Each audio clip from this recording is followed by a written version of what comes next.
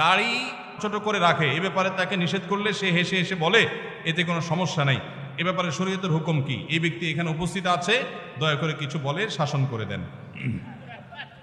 আসামি হাজির। ভাইরা আমার, দাড়ি লম্বা করা এটা নবী সাল্লাল্লাহু আলাইহি ওয়াসাল্লামের নির্দেশ। তিনি বলেছেন আফুল্লুহা আরফুল্লুহা, তোমরা দাড়িকে ছেড়ে দাও। দাড়িকে ছেড়ে দিতে বলেছেন, লম্বা করতে বলেছেন।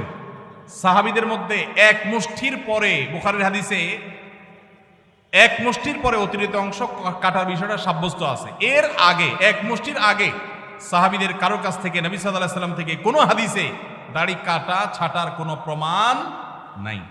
এজন্য সারা বিশ্বের প্রায় সব উলামায়ে ইকরাম একমত যে দাড়ি লম্বা করা ওয়াজিব।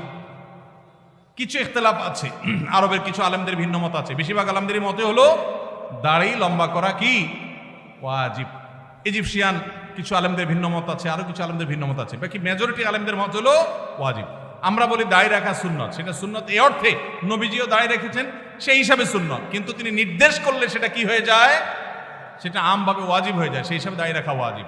অতএব ভাই, যদি কেউ মনে করে দাড়ি না রাখলে সমস্যা নাই, তার কাছে সমস্যার ডেফিনিশনটা কি, সংজ্ঞাটা কি?